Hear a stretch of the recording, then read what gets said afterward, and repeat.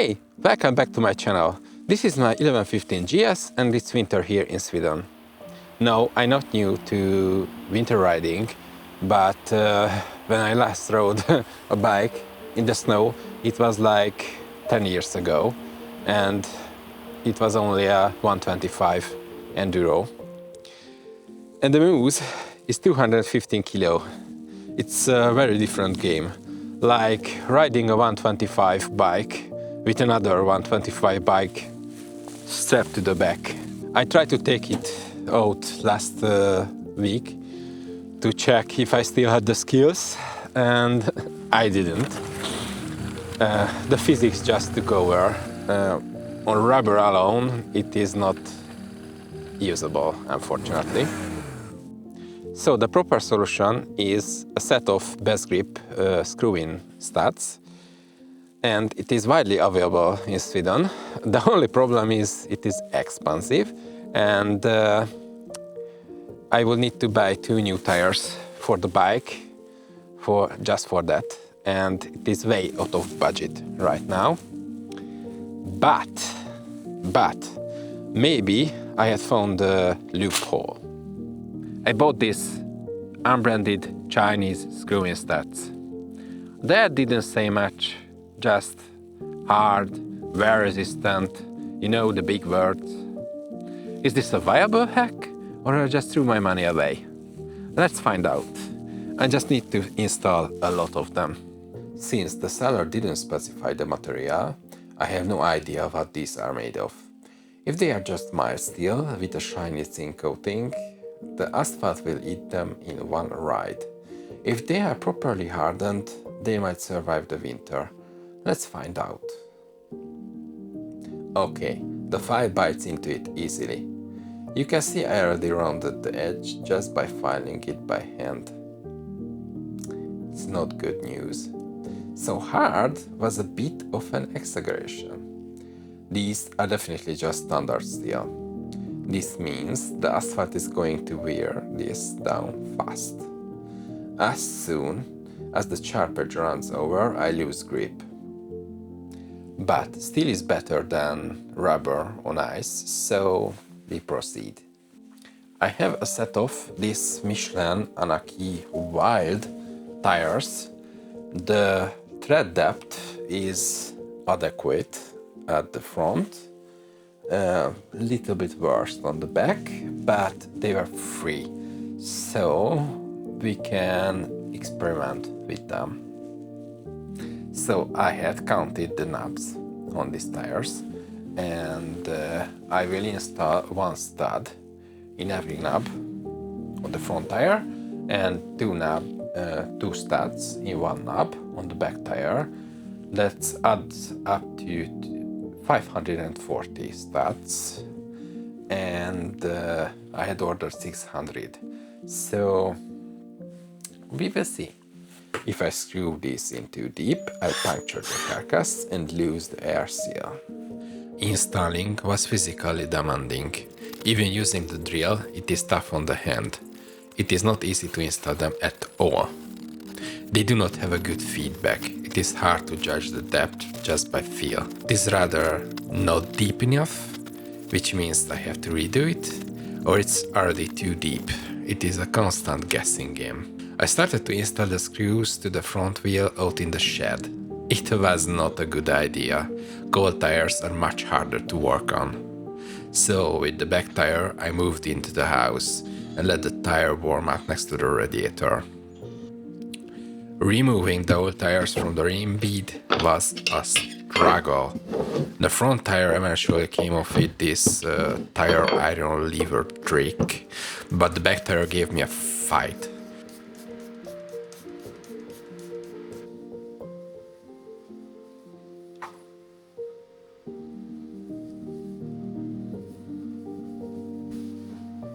I tried everything, no luck.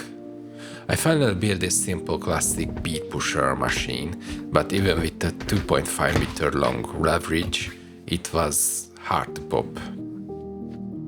I had the camera mounted right there on the lever to get a cool shot, but I almost damaged it in the process. No, do not mistake this for a tutorial. I do not have the authority to teach the subject since it is my first ever tubeless tire change. But the rest of the job was much easier.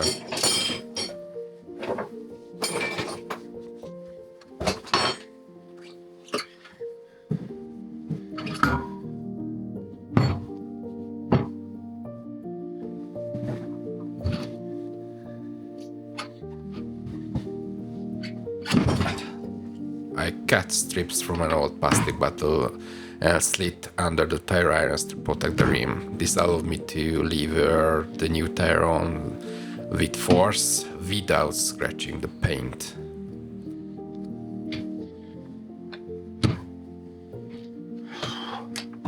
Seating the bead and popping the tire with just a hand pump was an exercise.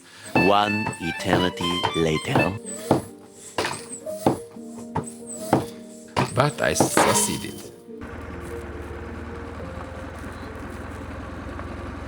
Okay, we are working.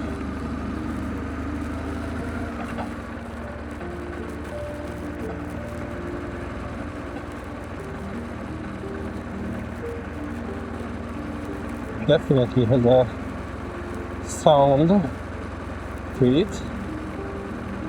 I hear the spikes.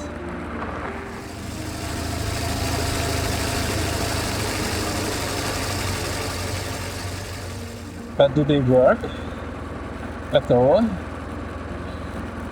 Coming out from the driveway wasn't that easy, but the driveway is like ice, pure ice.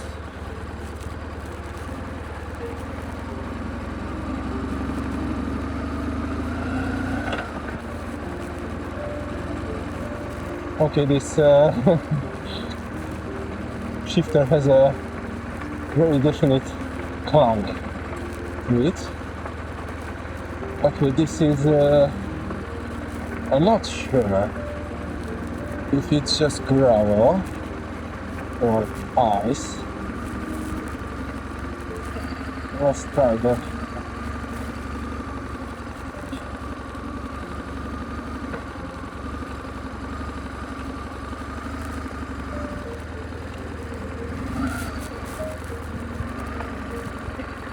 Okay.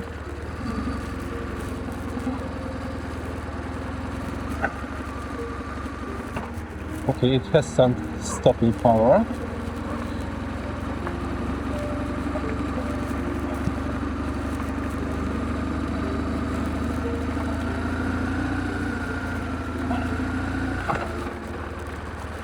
I think this is ice here.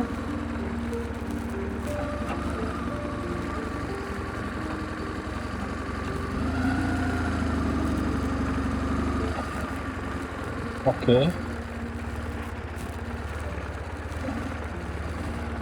It's not good.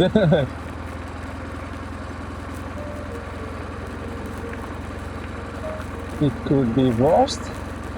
It could be much worse, but okay, it's good. Just direction, but there's some ice patches over here, and they're not that confident.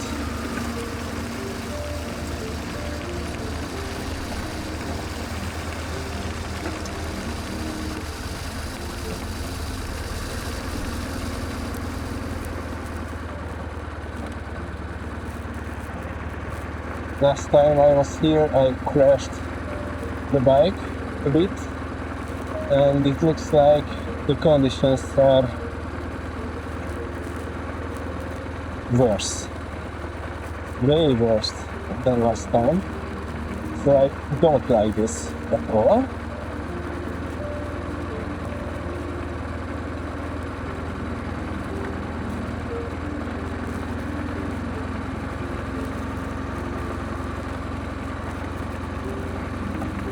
It's like, okay, I can definitely hear the spikes crunching on the gravel.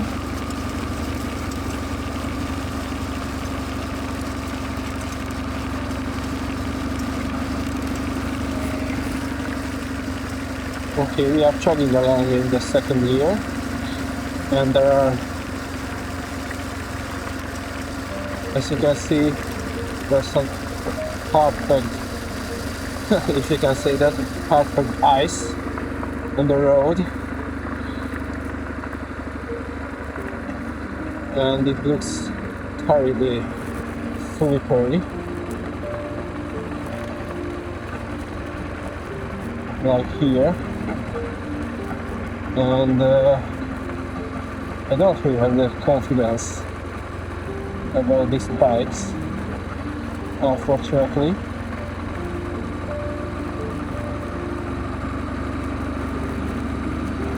Actually, you know what? I don't want to crash this time.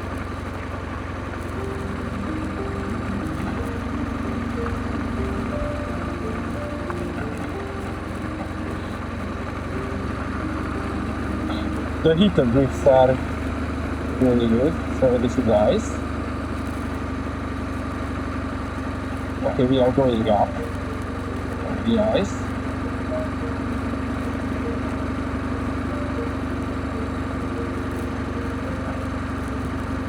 So this definitely did something. I just don't want to go down from this.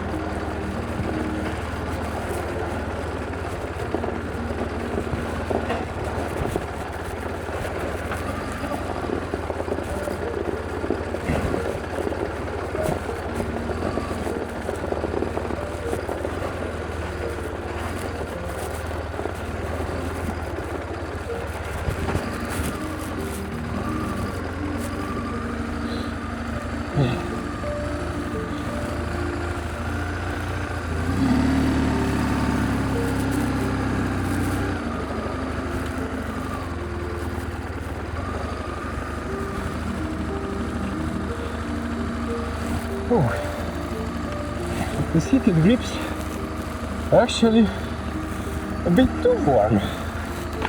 So, we are here in the forest.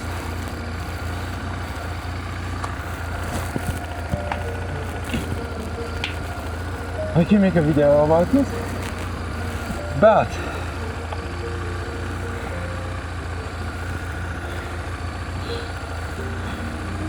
it's not really that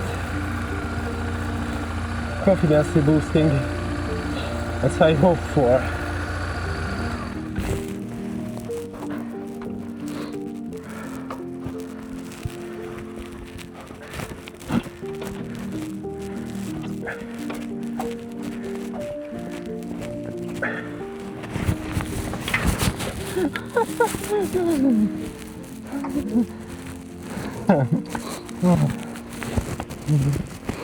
Okay.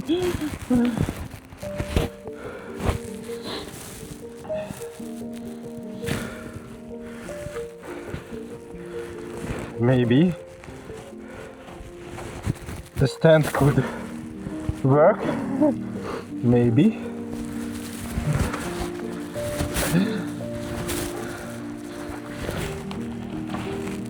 Yeah.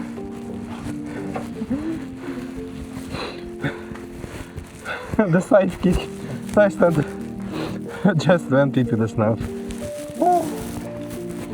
Funny business. I didn't crash it. It is something. As you can see, we are out in the snow, in the nature.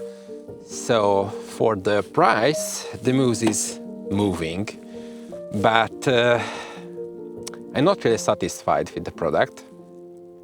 The thing is, I never rode real stats, a real quality product. so I cannot compare it to anything, basically. But it's just not that confident boosting as I hoped for. I will keep testing this and see you soon in the next video. Bye, hej då!